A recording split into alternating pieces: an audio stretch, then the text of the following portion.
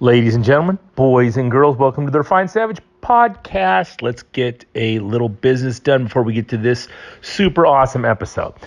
Viking coffee. Viking coffee is the best coffee around. Don't buy store-bought coffee. Don't go to Starbucks. Don't go to fucking Dunkin' Donuts. Get some Viking coffee. Old Man Strength is the brand from the show. That is my favorite, obviously. But Evan's got some fantastic flavors there. I don't know, do you call them flavors? I'm not sure how it works. But anyhow, he's got Old Man Strength is fantastic. I love the Send It. And Coffee for All is pretty awesome. The Ethiopian blend is fantastic. All this stuff is great. I've never had a bad cup of coffee from Viking Coffee, and neither will you. So check them out at vikingcoffeeco.com. Use the code VikingCoffee10 at checkout. Warrior CBD. CBD oil is a dime a dozen these days, but Warrior CBD is the best stuff I've ever tried, and I've tried it all. Great stuff, created by jiu-jitsu and MMA fighters, and you know how bad those guys get beat up and bruised and knocked around. Their pain stick is amazing. It's like a deodorant stick you just rub on. Really good stuff. Their drops are fantastic. My parents use the drops for their wigged out beagle who, he's had some medical issues, but if you've got a dog who's got afraid of fireworks or thunder and lightning, this is the product for you. Check them out at warriorcbdofficial.com. Use the code warrior20 off at checkout. Serious Steel is the place to go if you need any piece of equipment for your home gym, your commercial gym, your CrossFit box, whatever you need. I just bought a gripper from them the other day. Their hand grippers are fantastic. I got like a number 3 gripper for like $15, not counting the discount. So great stuff, man. You got to check them out. I highly recommend, and they are athletes working for us, and that's what we want, right? Support our people. Check them out at serioussteel.com. Use the code SAVAGE at checkout.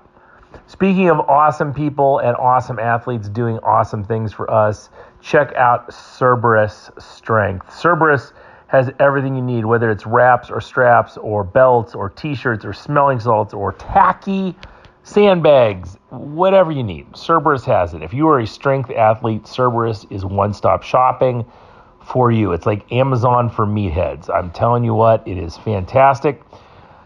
Check them out, Cerberus-strength.us. Use the code RefinedSavage10 at checkout for 10% off. The Breath Belt. The Breath Belt is literally the best piece of gear I have witnessed in the last decade.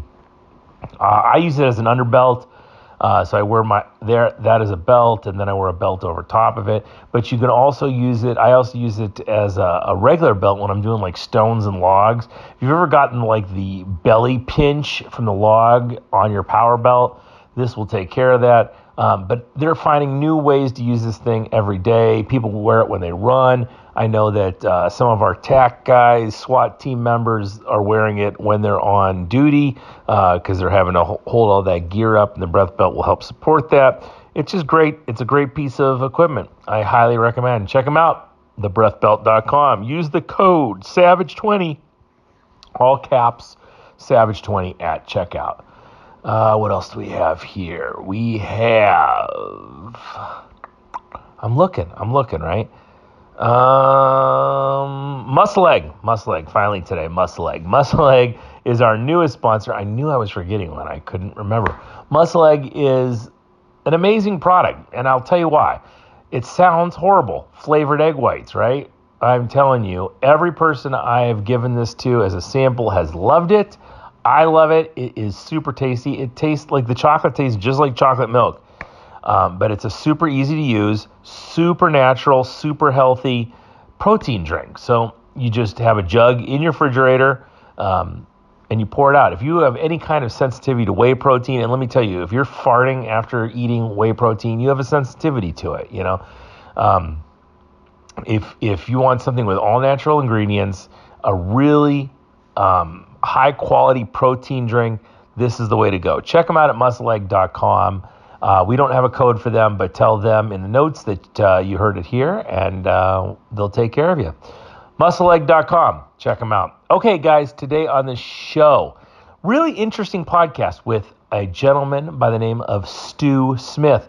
Stu Smith, for those of you who are in the tactical strength and conditioning genre, is the godfather of tactical strength and conditioning. He's wrote more books than Hemingway, and he is the expert on tactical strength and conditioning. Naval Academy grad, U.S. Navy SEAL, and now he trains athletes to go to BUD/S, basically, or go to selection school or wherever they're going. He is the master in tactical strength and conditioning, and man, just a great guy. Had a great time talking to him, and I think you're going to love this podcast.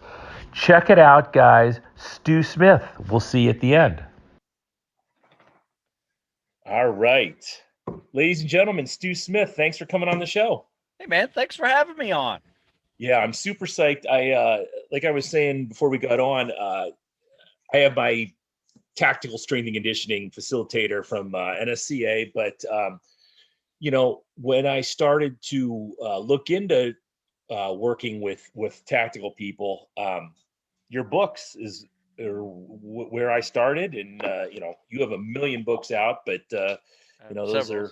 are right on my shelf right there. So, and you seem to be the go-to guy for if you want to get into some kind of special operations selection process. That you've got. If there is such a thing as a key, you seem to have it. Well, I won't say I have the key. I don't think anybody does, because there's a whole lot of depends on the person, obviously, because you can have a perfectly developed athlete go through those selection programs, and if they don't really want it, that they're not ready to endure the pain and anguish and agony that goes through some of that selection, and receiving constant negative feedback and not being a good team player. I mean, there's so many other variables that can cause, a perfectly developed athlete to not be able to do well in those training programs. But, I would say I've been doing this for over 20 years now, just helping people prepare.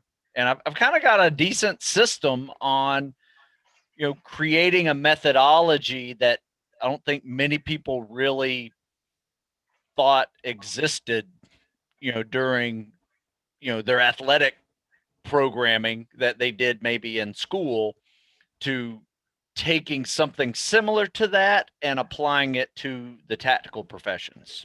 Right. And it doesn't have to be, I follow you on Instagram. I've read your books. People think you need some kind of super fancy gym with all the latest equipment, but you're doing it blood and gut style, like something that everyone should have around their house. I mean, not a lot of equipment needs or anything like that. Well, I will say this past year with the COVID lockdowns and everything, that tested my creativity to the nth degree. But it was fun.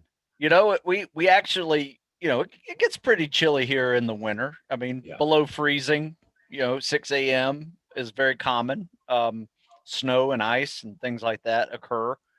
But we were outside the whole time, and we had nothing. We had no gym. I mean, we have a big group, so there was no gym that could hold us all at once. Sure. So we just said, screw it. We're just going to be outside. And you know what? It was one of the most fun years that we have had. Rain, snow, sunshine, it didn't matter. We were out there getting after it. And it's a hard bunch of folks that stuck around. I've really enjoyed it. Yeah. And it's not like you're going to have perfect weather conditions when you do get into these selection programs. So why not train that way? You know what? I really have been debating on whether or not I'm going back to a gym setting at all. Yeah. Because of this year. This year is really kind of like, you know what? This worked. Yeah. I own a gym here in Ohio, and during COVID, we moved into a smaller building. We got rid of anything that I considered fluff that we didn't need. And we went back to the basics. We've got some heavy stones. We've got some pull-up bars. We've got dip parallel bars and rings. And man, there's it's the basics, right? I mean, Yeah. this is why this stuff's been around since, the Spartans and the Hindus and everyone else, and you don't need a lot of stuff to get in really, really good shape. Yeah, it's really amazing. I mean, we had barbells and plates, and I mean, we had benches. We didn't have racks, to bring along. Those are kind of hard to assemble Yeah. and fit in your car. So we just racked it ourselves and spotted each other, and I created this squat rack from the pull-up bar with just chains and hooks. Right, And right. it worked awesome. I mean, everybody was just going nuts over that one. And we were sandbags, water jugs, um, chains, whatever, rocks, like you Yeah, said. We just logs. We did a lot of that, and it it worked. yeah, So uh, even for folks that were trying to prepare for a specific, like the Army combat fitness test. A lot of yeah, people complain about the new Army combat fitness test having all these things that you need a lot of equipment for. And we actually said, you know what? Yeah, you may not have a hex bar deadlift, right. but you can find one if you can. If you can't, let's use a tire. Let's flip a tire. You don't have a sled to pull. Let's tie a rope to that tire and pull it. So there were so many different ways that you could work around, and you just had to get creative. That was probably the biggest thing, because when you go on deployments and you're in the middle of nowhere and you still want to get after it and get a good workout in, you have to get creative. Yeah, yeah. And I think that the test for the Army now seems to be a lot more a lot more reasonable than just push-ups and sit-ups and pull-ups. But and I always thought that argument that you can't find that equipment or you need a bunch of equipment was kind of lame. Like you said, there's ways to get around that stuff and to get in shape, and it was just nice to see a deadlift in the program. Oh, absolutely. I mean, if you think about all the elements of fitness, and we talk about tactical fitness, right? That when you were an athlete, you had to be really good, if not great, at just a few of the elements of fitness. If you're a football player, it was power, strength, speed, and agility.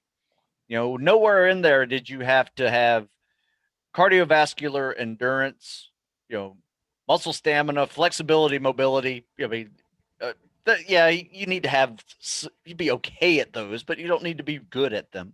Yeah, And you need to be really, really good, if not great, at the big four there. Whereas a swimmer, you ever see a swimmer do an agility ladder?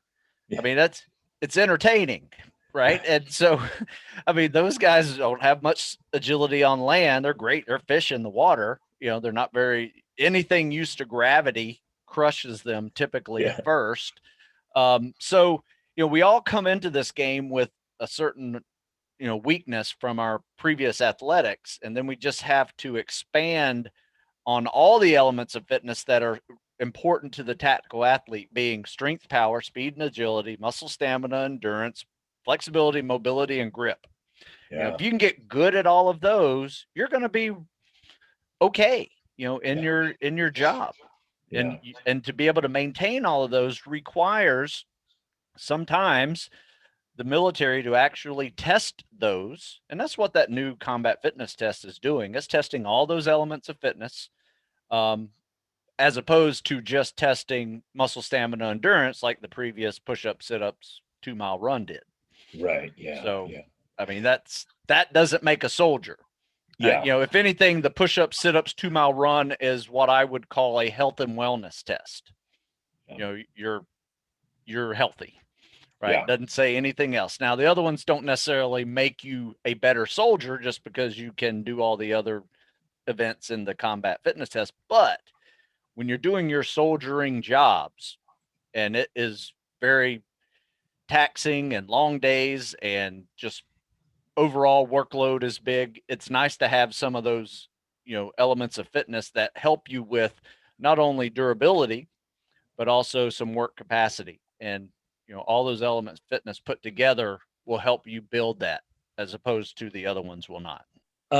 What I was saying before, we're having some internet issues, people. So if you notice in a blank, that's what happened. But it makes me really happy to see the kids you're getting out there, because we hear such tales of kids not wanting to work hard anymore and not wanting to do the stuff necessary to get them to the next level. And are we going to be able to not just field the military, but especially field these special operations units with the kids we're getting nowadays?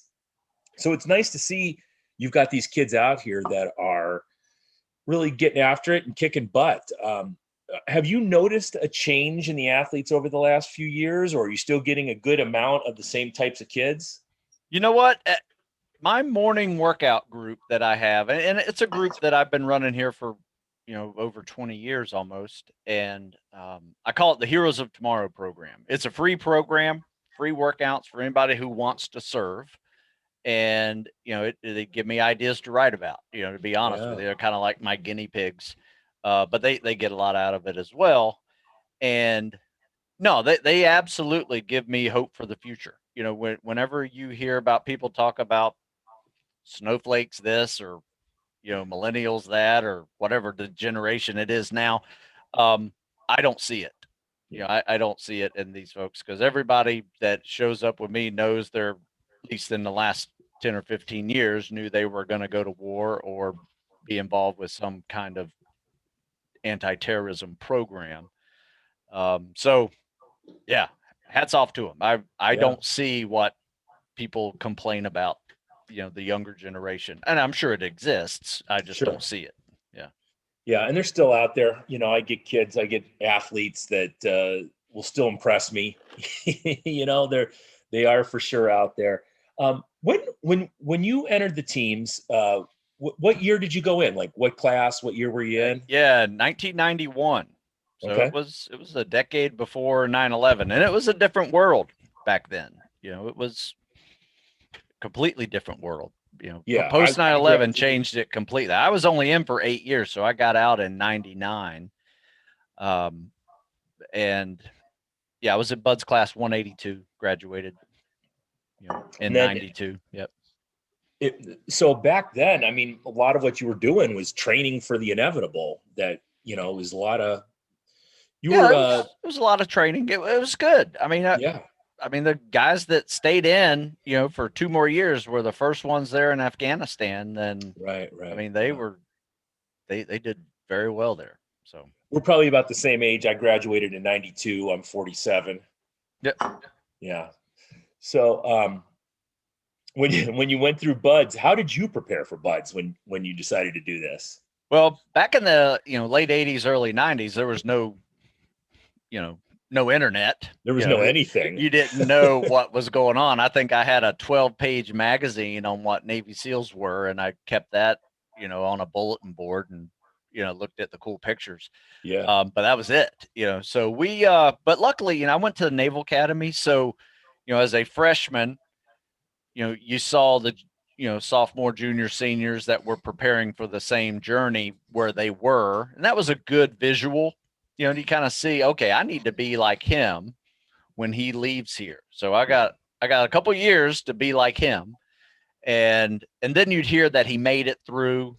I was like, okay, reaffirms my thinking process on what I need to do, and so it was kind of like that. So I think it was very helpful, as far take away that impossibility factor, is because I saw it, so I believed it.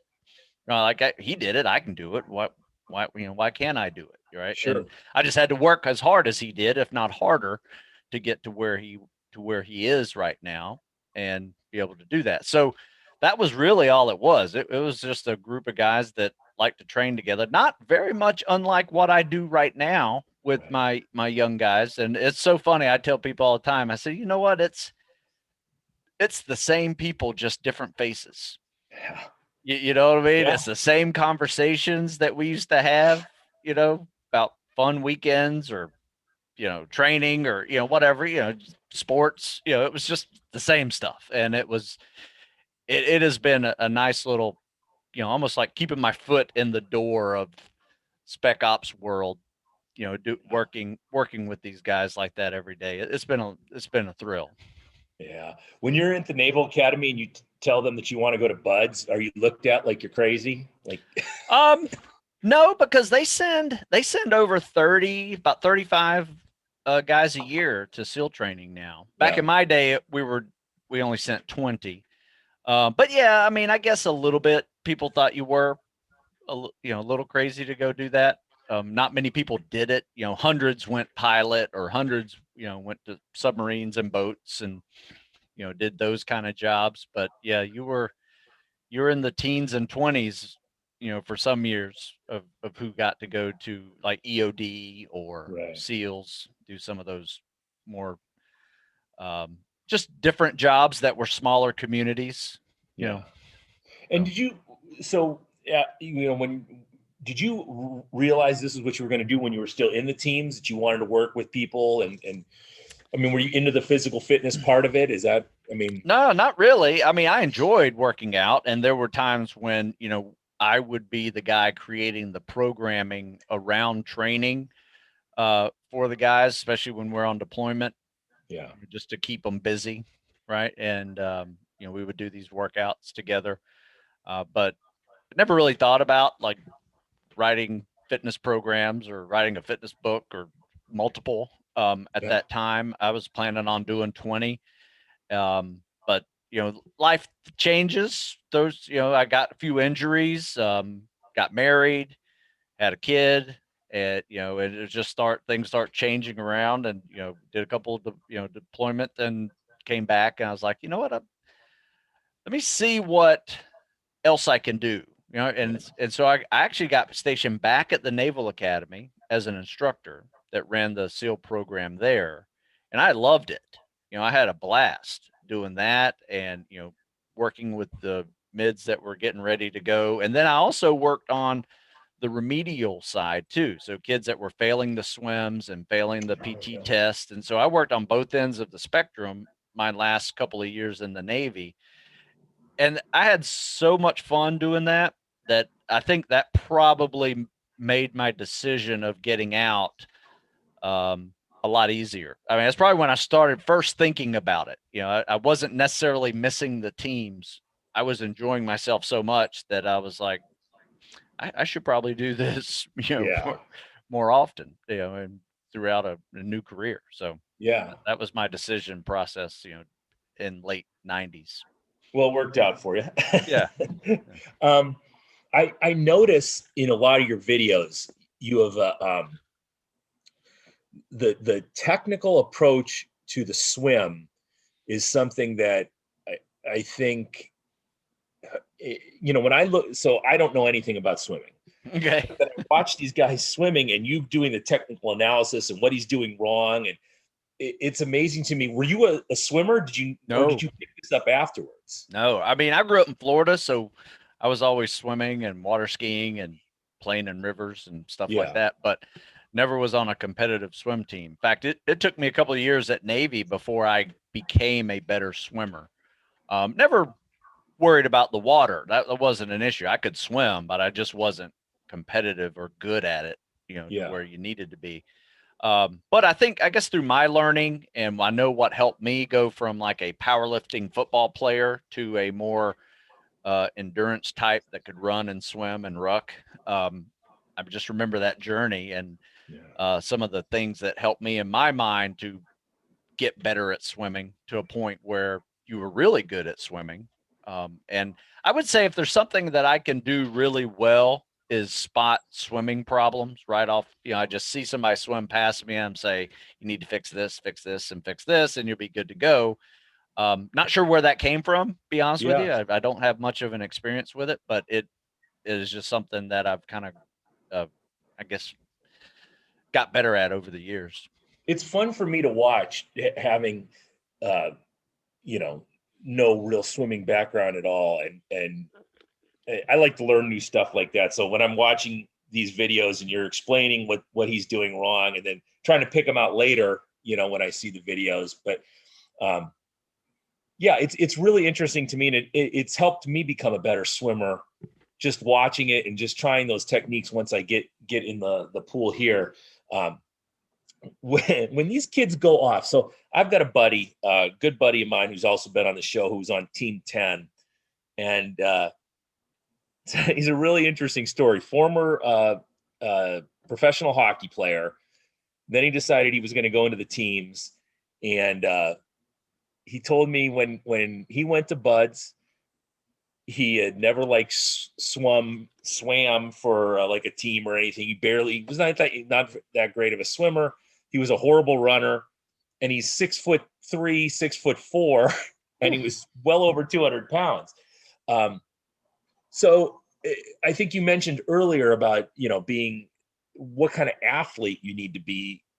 But when you see these kids, I mean, I'm guessing you're preparing them for what got him through Buds, which was the mental part of this, was the never give up, this, how you get them through there. So I'm kind of interested in what kind of talk are you giving these kids as they're training physically? Well, first thing I say, would matter who that is I just assess them on their athletic history, right? So if that guy came to me, I would say, he probably can't hurt his legs. His legs are just strong as hell, being a hockey player. He's a big fella, upper body strength there. Probably needs to lose a little bit of weight and get a little better cardio. But I tell you what, the impact forces of running, starting one of those guys that's big and a hockey player, not used to impact of running, can cause near immediate shin splints and muscle, tendonitis in the knees, when you start running. So you have to be really progressive with the running program, probably be a 50-50 split between biking and running for a first month or so before you really ramp it up. And then just get them used to the high repetitions of calisthenics that will be required, but may have to also teach them how to swim.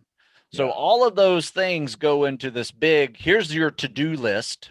Here's what you suck at doing and you got to get a lot better at doing right now. These are your weaknesses. Let's fix these. And I don't even give them a timeline. I said, let's don't even have like a 6-month out thing as a goal. I want you just to perform this level. That's your timeline, right? When you get to an 8-minute swim and a 9-minute mile and a half and 85 push-ups and sit-ups or 100 or whatever that you can do, or 20 pull-ups, then we can start talking about when you're shipping out. Till you get to that level, you're not even going to get to the training unless you can perform at that level. And then we got to talk about getting through the training, which is part 2 of this journey, where your 1.5-mile time run turns into a 4-mile timed run every week at Buds. Your 500-yard swim turns into a 2-mile swim in the ocean with fins every week at Buds. He's a big fella, so probably not really concerned about lifting a lot of weights, that a lot of the smaller endurance athletes and the swimmer would need to do, just to be a little more durable for boats and logs in those first 4 to 5 weeks of Buds.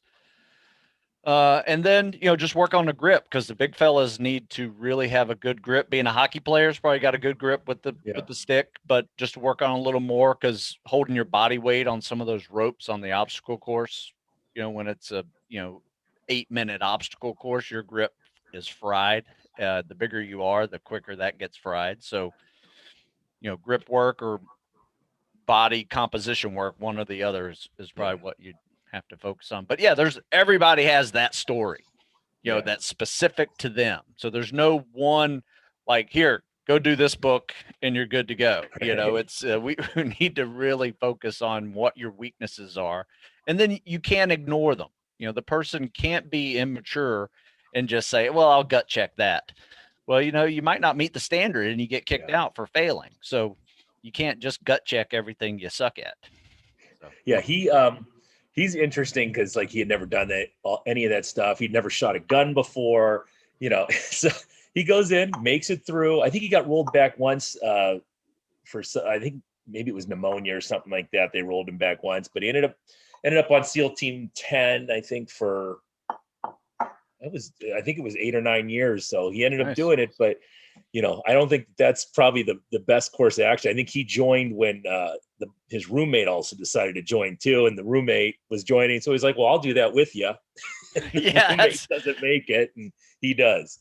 Yeah, that's something else. That's impressive that you can do that on a whim almost. Yeah. Because I mean, originally I joined the Navy. I wanted to be a pilot. Then I thought about being a Marine and maybe a Marine pilot. And then I was like, I saw my first Navy SEAL, and I'm like, whoa, what is that? Right. Yeah. And I was like, oh, that seems pretty cool. So See, that's the thing. When we were kids, man, I don't even think I had heard the term Navy SEAL for I might have been in college by the time I even knew what that was. I didn't even yeah, know it was a thing. It wasn't people. Some of the people listening to this, you have to remind them every once in a while. You just can't go on the internet and find this stuff at that right. time. There Yeah. was nothing like that. And it's interesting now that guys, so in our generation, that Generation X kind of generation that found their ways into these special operations groups, and now the kids that go into it know what they're getting into. But it was such a it kind of it's kind of something I look back at, and having never served, because when I looked at it back then, the kids that were going away to the military in my neighborhood were maybe not the kids. They weren't the cream of the crop, let's say. They weren't quite going to make it in college. They didn't know what to do. They went into the military. And I wish there would have been someone out there who said, hey, you could do this cool job, or you could be the elite of the elite. And I always tell people that, my Navy recruiter that came to my high school looked like Carlton from the Fresh Prince of Bel-Air. And I was like, he was kind of short and chunky. And I was like, I have no desire to be like that guy, So I wish there were more, I wish we would have known about all the opportunities when I was younger. Yeah, that's a good point. Like I said, I didn't, and I got accepted in the Naval Academy, and I didn't really understand. I mean, I completely went there to play football and be in the Navy after I graduated. That was the plan. I was like, I wanted to do both. I knew I wanted to serve, but I also wanted to play football in college. But I wound up, and I want to be a pilot because Top Gun was cool. Sure. Right? Oh yeah, that killed us all. That ruined all of us. so I was like, oh man, this seems like a perfect opportunity. I could play ball and go be a pilot afterwards. Yeah. And I had the plan. I had it all planned out. Well, I didn't even make the football team when I showed up there. And then I failed my first fitness test when I was there because I was just big and football player, and so things weren't going well for me when I first got there. And I had to really buckle down, figure it out. And I did. And I wound up playing rugby instead of football. And from there, when they say iron sharpens iron, it's so true, because we had so many people that were heading to buds that, were upperclassmen that were just absolute animals. I saw what they did every day. They would wake up in the morning, go work out. They would go to school. They go to rugby practice after rugby practice. And then they would, on their way back to their room, they would stop by a swimming pool and go swim, and get their swim workouts in. And then they go study for the rest of the night. And I was like, okay, I guess that's what I have to do. Yeah. Right. To figure this out. So, that, and there was no time management. It was like, just get it all in one day. I mean, that was a day. And so that I think being on that kind of time frame and seeing the results pretty quickly, my second fitness test, I maxed, so I was like, okay, I like this path. I was still struggling academically, but never failed or, got, suspended or anything like that for failing any academics, but it was still a challenge. And from there, the journey, kind of went really well junior, senior year, going on that track. But no, you're right. There was no track out there for people to follow. That's just the way it was.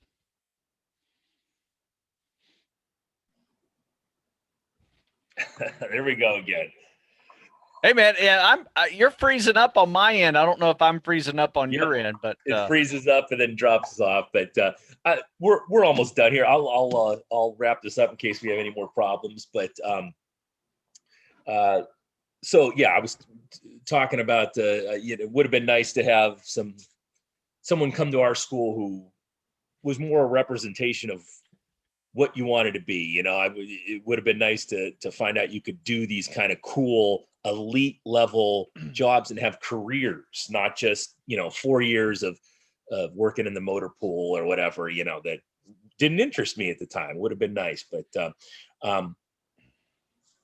last thing, the podcast, I love the podcast. Well, I thanks. think if you are, talking to other guys that have the NSCA certification, especially, I think it's really important that they check out the podcast and check out the books too, because there's a lot of different tactical strength and conditioning programs out there.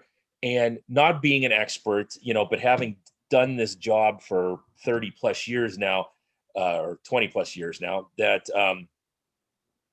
it's just like a sport. There are things you need to look at when you're sending these people away to boot camps or selection processes. And a lot of the programs I see don't necessarily reflect what these guys are going to be doing in these testing protocols. So I think yours does, and it's really interesting. And the podcast is another way of highlighting that as well. I think it's a very useful tool for people. Thanks. The Tactical Fitness Report podcast has been a lot of fun. Try to get as many people. Love to have you on there too. We can talk about, some of your methods, because, I have a way to train, and I tell this to people all the time. I don't have the way to train. Yeah. Right. It's just a way to do this. And what I tend to do is it's not rocket science, right? Here's the standards that it is required to get into your training. Here's the events and the standards required to get you through your selection or boot camp or police academy, fire academy, whatever that is. And we need to train to that level. You need to get you to that level to where every day is not a gut check. Yeah. You just, run 4 miles in 28 minutes should not crush you. Right. You got to do that every week. Right. So it's great to be able to get to 28-minute 4-mile run, 7-minute mile, not breaking any records doing that, but it's, 4 minutes below the minimum standard, which is plenty of gravy to get you through the training. Right. If you can't do that on a bad day, you're going to have problems. Right. So there are standards that everybody knows now that you have to reach. And that's what I try to make my programs designed for, whether it's you're trying to get into an FBI academy or another police academy or Army selection or Navy selection, whatever. It's not a secret what you have to go through anymore. It's out there. So you can prepare for it properly if you do your research. Yeah. And just be smart about it. Like you said, you don't want to crush these people, right out of the gate. You talked about my buddy how you would have trained him and brought him along slowly and, work on those weaknesses. But, hey, I want to thank you for doing this. I really appreciate it.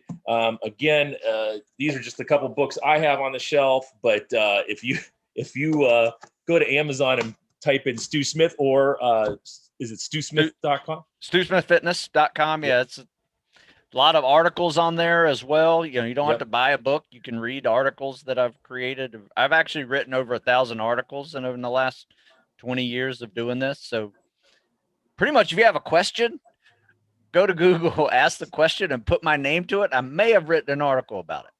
I love it. I love it. Well, I want to thank you, number one, for your service. Thank you. And I want to thank you for what you do for the future coming up. I tell my son all the time, he has 2 choices in life. He can be an Olympic gold medalist in the hammer, or he can become a Navy SEAL. Oh, wow. Yes, that'd be fun. So, all right. Thank you very much. I'm going to turn this off and talk to you real quick before we go. But again, thank you very much for coming on. Thank you.